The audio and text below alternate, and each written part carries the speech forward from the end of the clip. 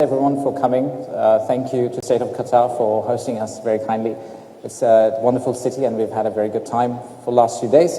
And thank you to BFQ and our embassy here for organizing this beautiful event. I want to start with a small story. My daughter is 11, so the photo you see is her trying to take her own selfies. And she's from Generation Alpha, so that's the generation after Gen Z. And she's definitely the most important person in my life. For me to be of any importance to her life, I usually have to convince her that I have thousands and millions of followers on Facebook and TikTok. And then she's like, "Dad, what do you do for a living? Are you a famous YouTuber? What's your job?" And I try to say that I bring investments to the country. And she's like, "Man, that's not really interesting enough. What is investment anyway?" The reason I'm telling you this story, because I had to share this story to one of our partners who's a chief investment officer of one of the largest port operators in the world last week. He had a very similar experience with his children. I'll come to that in a minute. But what I would like you to take away from this slide is, if you think back and think yourself, that if your children or your nieces or your nephews asked you this evening, what do you really do? How do you make a difference? What's the contribution that you make to the society? What's your job? How would you answer that question? Let's hold on to that thought and we'll come back to this question or answer at the end of this presentation. So, the reason I was meeting this gentleman last week was because our vision or ambition is to convert Bangladesh into a powerhouse for manufacturing. We'd like to see ourselves as the globe's factory, where we export all the way from Australia to Africa to Europe to the rest of the world. And our vision in the long run is that we would not only give space to our local investors, but we would also welcome our foreign investors to come and invest in Bangladesh. So, to be able to do that, the biggest challenge you typically see is the port capacity. The port capacity usually determines whether you can become a factory to the world. And our ambition now is to change our port capacity and up it by 6 times in the next 5 years. One of which is actually a deep sea port, which enables us to circumvent some of the local regional ports and go straight to Europe or US. That's the global picture. But what about Bangladesh itself? Is Bangladesh itself an interesting market? And to that, I would say, yes, it is.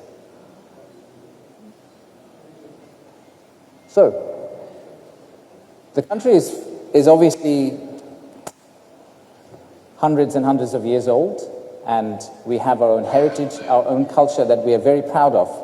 But at the same time, if you look at the host of multinationals who have lived in our country for a long, long time, over 50 years, over 100 years, and if you ask them, was doing business in Bangladesh very easy? The answer is, of course not. It was one of the most difficult places to do business. But then why are they there? They're there because relative to the globe, the returns they get out of Bangladesh are generally much higher than what they get in the rest of the world. So, if that's really the case, is this enough to go for Bangladesh? Why are they getting this level of return? How are they getting this level of return? The reason they're getting this high level of return is the country, although it's very small, it's about a third of UK in terms of size, but in terms of population, we're 3 times UK, 180 million, and half of that population is actually less than 25 years old. The more important piece of data that you probably need to remember is the number of middle and affluent class people in our country. That's about 35 million. It grew about 2 times in the last 5 years, and 35 million, for just a general sense, is as big as the total population of Malaysia. So this market is hungry, this market is looking for more, this market is actually looking for a change. Beyond this market, we also have our regional markets, which you could potentially think of exporting into or using them as production destination, but using our ports to serve the rest of the world.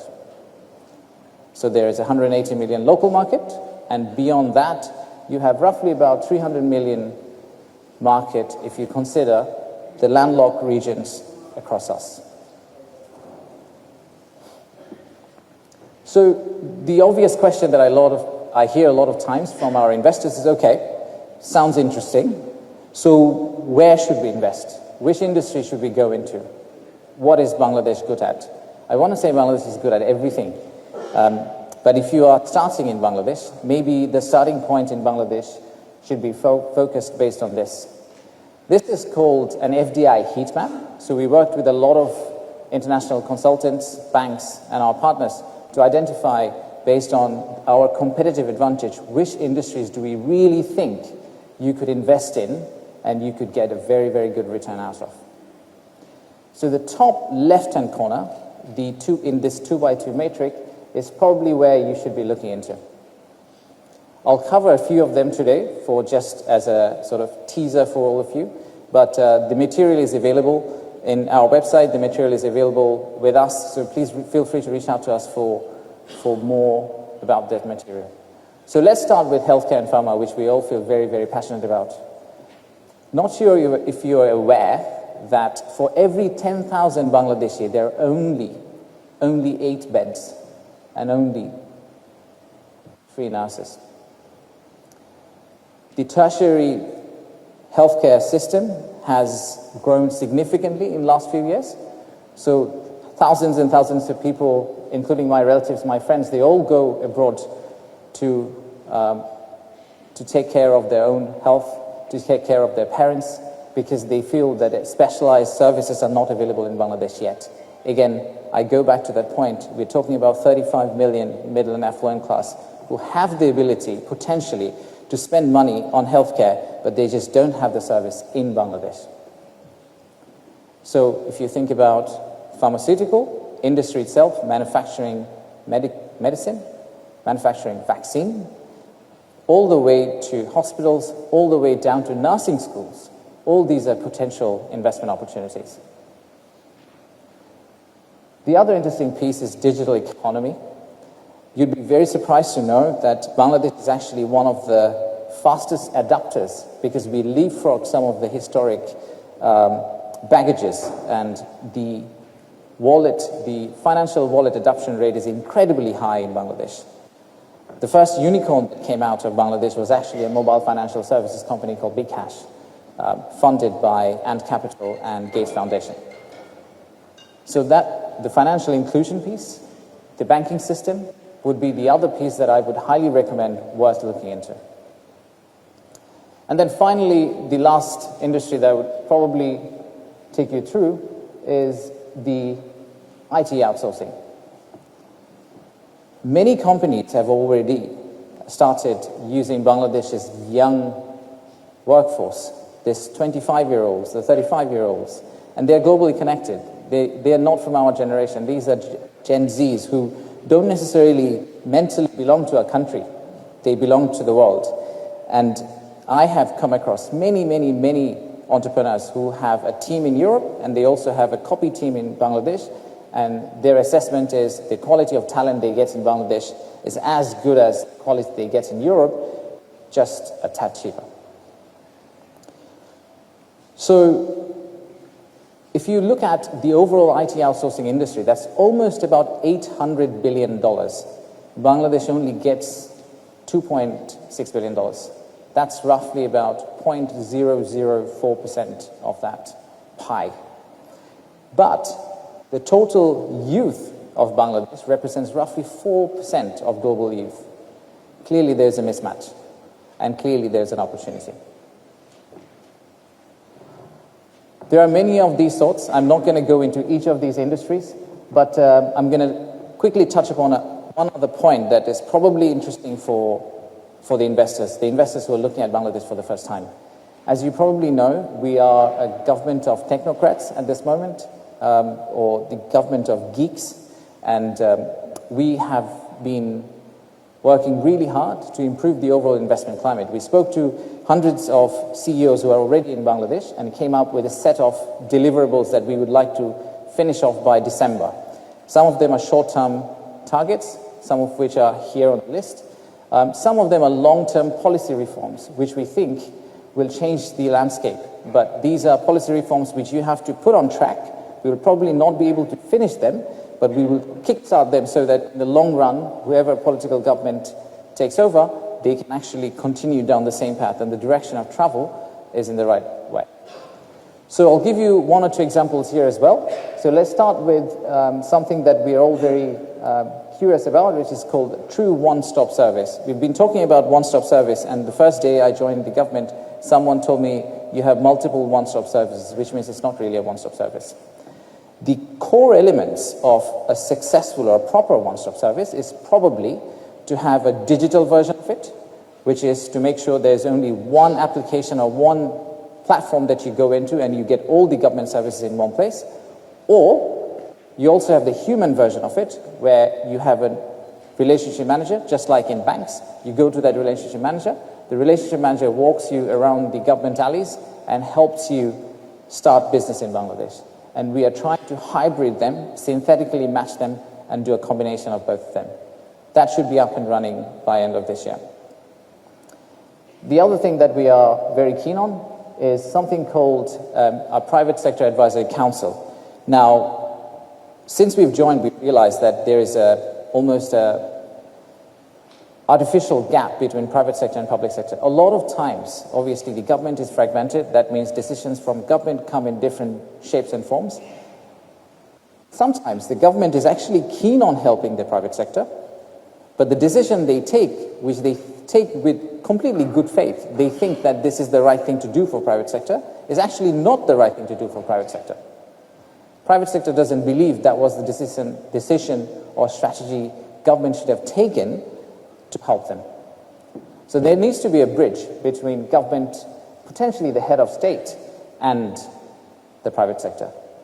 And our idea around this is we are actually building something called a Private Sector Advisory Council, which will advise directly to the head of state on a regular basis, sit with them informally, and try to give them the feel of the ground, so that we remain grounded and we remain honest and accountable to the private sector. So these are some of the examples of what we're trying to do, and that's why we think this is probably the best time. If you had ever considered Bangladesh as an investment destination, this is probably one of the best times to land. And if we are able to do all of these, we are pretty confident that eventually we would become the working for the world country. What do we mean by that? We mean by that we'll be working for the world digitally, and we'll also be working for the world physically. And with the port capacity, our ambition to link the East and West, our ambition to bridge Himalayas to Bay of Bengal, we don't see any reason why you should not be thinking or running to go and invest in Bangladesh. So now let me take you back to the original story that I was talking about and tie it up all together. So when I met this gentleman, he's a Dutch gentleman, he was telling me that during Easter holidays, he had his son and his friends who were staying with him over the weekend. And they asked him the same question. So what do you do? He said, I'm the chief investment officer for one of the largest port operators in the world. I said, what does that even mean? And funnily enough, this port operator who operates in 63 countries, and they haven't even started in Bangladesh, they're looking at Bangladesh as an opportunity, and they've been working with us. He ended up giving the example of Bangladesh.